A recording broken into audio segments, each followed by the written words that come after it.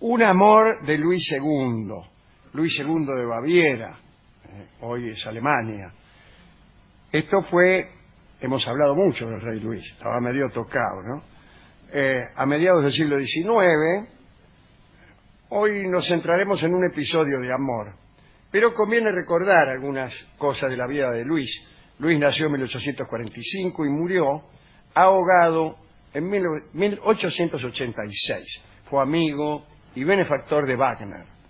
Y diseñó, según decía él, siguiendo las partituras de Wagner, unos castillos los más fabulosos que se hayan visto jamás. Luis decía que se trataba de los escenarios de las óperas del compositor que tanto admiraba. Uno de esos castillos, el más famoso, fue Neuschwanstein, construido en un risco muy elevado.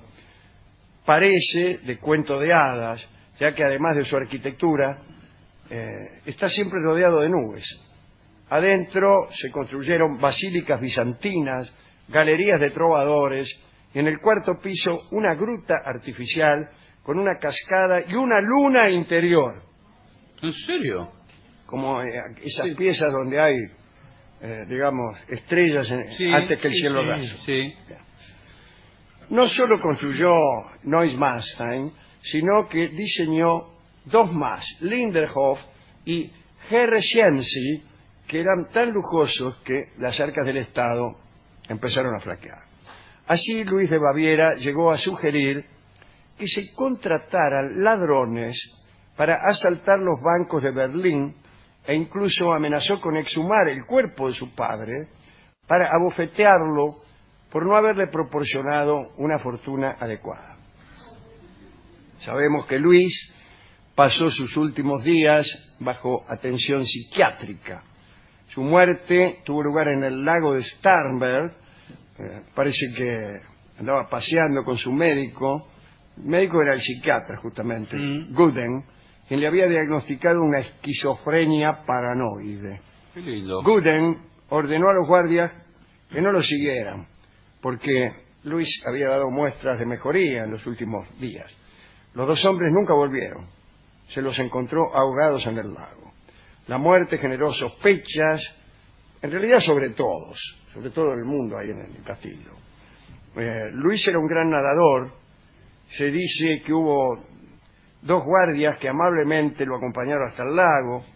Según los investigadores, Luis se habría tirado al agua para huir e intentar llegar nadando a un pueblo donde pensaba que Isabel de Austria podría ayudarlo a quedar libre. Guden, el psiquiatra, habría querido impedirlo y Luis lo había matado y agotado. Todo eso es suposición. Sí, claro. En realidad lo que pasó es que aparecieron los dos ahogados. Pero bueno, volvamos a la vida de Luis II. Luis no toleraba reinar.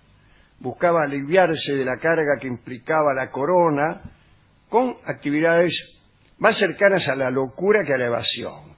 De acuerdo con la Constitución de Baviera, el monarca reinante estaba obligado a pasar por lo menos 21 noches todos los años en la capital, Mannheim. A partir de 1867, Luis limitó sus días en Mannheim al periodo de tiempo exigido. 21 días y después no iba más. No le gustaba mucho. Cuando se veía obligado a permanecer en Múnich, hacía todo lo que estaba a su alcance para aliviar la tortura. Una de sus excentricidades fue realizar cabalgatas nocturnas ficticias. Él iba al picadero del pabellón real de equitación, primero se enfrascaba en unos mapas y cartas y decidía cuál era su destino imaginario esa noche. Entonces calculaba cuántos kilómetros había hasta tal ciudad, ponele Innsbruck, y se daba unas vueltas al picadero hasta cumplir eso. Durante toda la noche a caballo, imagínese, acompañado de unos ayudantes, utilizaba un cronómetro para calcular la distancia recorrida, cambiaba de caballo cuando era necesario, a eso de las 2 o 3 de la mañana desmontaba para consumir una merienda servida sobre mantas extendidas en el piso, y luego por ahí declaraba, después de hacer unos cálculos, que había llegado a tal o cual ciudad y felicitaba a todos sus ayudantes. Me encantó. Sí. Voy a empezar a jugar a eso. Está bueno para hacer peregrinaciones a Luján. Sin ir. Claro, te En vas su a propia ponerle- casa. Calculá y empezar a dar vuelta a manzana enfrente de tu casa. Pídale a la Virgen de Luján sin salir de su casa. Así. Solo 3 años de reinado habían ahondado las penas de Luis. Famosamente era un hombre muy hermoso, pero había comenzado a decaer. Engordó, su pasión por los dulces, ¿qué tal?, afectó la dentadura y empezó a perder dientes. Pero además tenía miedo a los dentistas y también a los médicos. Y entonces no buscaba ningún tratamiento. En consecuencia sufría tremendos dolores de muelas, jaquecas, y se tranquilizaba con hidrato de cloral y otros narcóticos. Luis II limitaba su intimidad a 2 clases de personas: aquellas con las cuales podía mostrarse sincero, y las personas que aportaban a su vida el mundo, un poco de teatralidad, digamos. A él le gustaba el mundo del teatro. En este segundo grupo predominaban Wagner, desde luego, los cantantes y las actrices. Un día Luis asistió a una representación de María Estuardo, de Schiller. El papel de María lo hacía Lila von Buliowski, una actriz húngara que tenía 10 años más que el rey.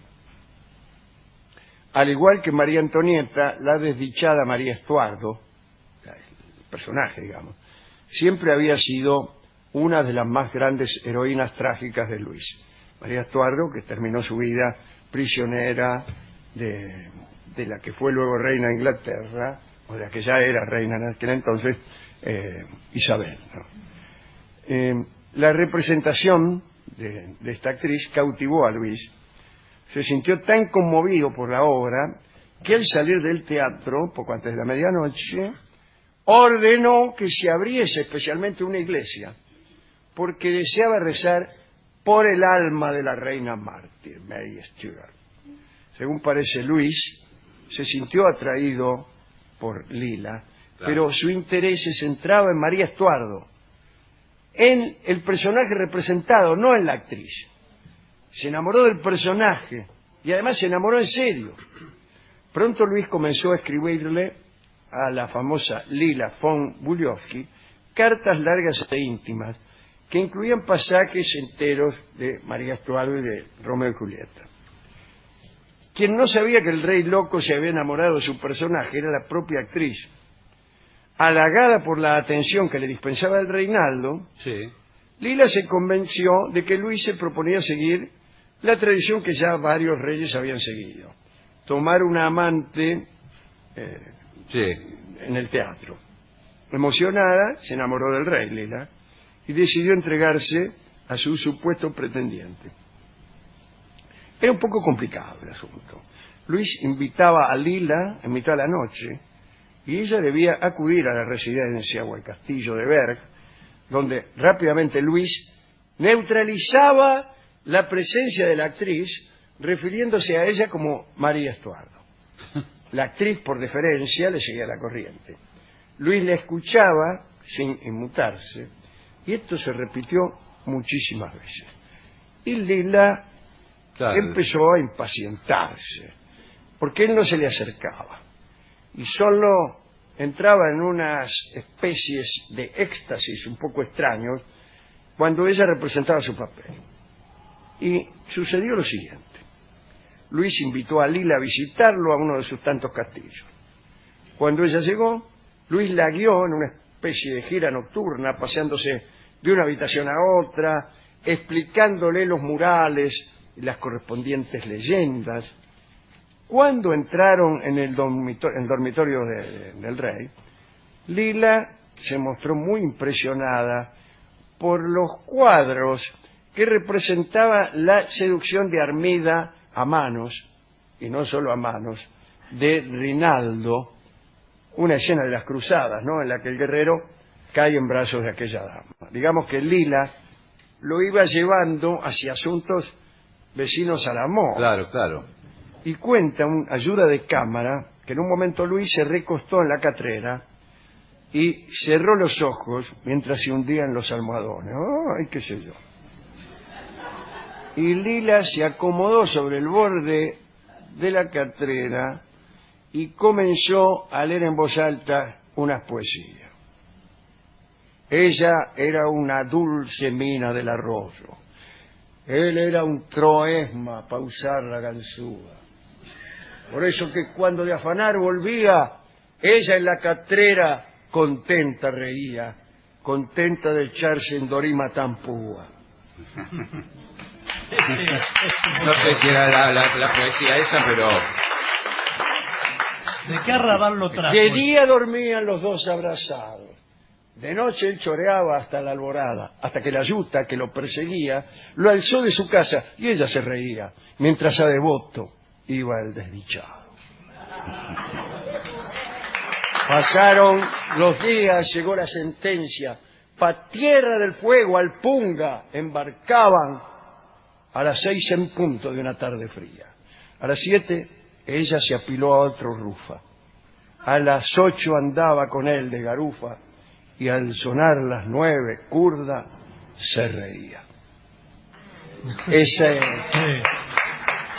Ese poema le estaba recitando... No era. No, señor. Pero ella se hizo pasar por María Estuardo en ese momento que... No, Bueno. ella nunca se hacía pasar por María Estuardo, pero él le pedía que se pusiera en la situación de María. Acá esta estaba recitando esta poesía y Luis se emocionó, cerró los ojos y Lila pensó que ya lo tenía. Se lanzó sobre él y trató de besarlo.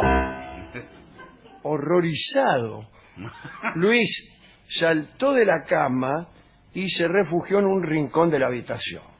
Lila corrió hacia él mientras declaraba su amor. Te amo, te amo, te amo. Luis huyó por la puerta del dormitorio, perseguido de cerca por Lila. Después de varios minutos de persecución, Lila renunció al intento y salió furiosa del castillo. Sí. Declaró públicamente que el rey tenía la sangre fría como un pescado. Luis declaró que había recibido un ataque por la descarada buscona de Buliowski, que debía irse al demonio. Y Lila fue expulsada de Múnich. Despechada, nunca regresó a esa corte. La psiquis de Luis II se derrumbó todavía más. Pedía por María Estuardo, pero no podían hacerle comprender que con Lila también se había ido su amada. Claro. Extraordinaria historia. Sí, muy bueno. Muy linda. Vamos a escuchar Balada para un loco Sí. en la versión de nuestro José Ángel Trella.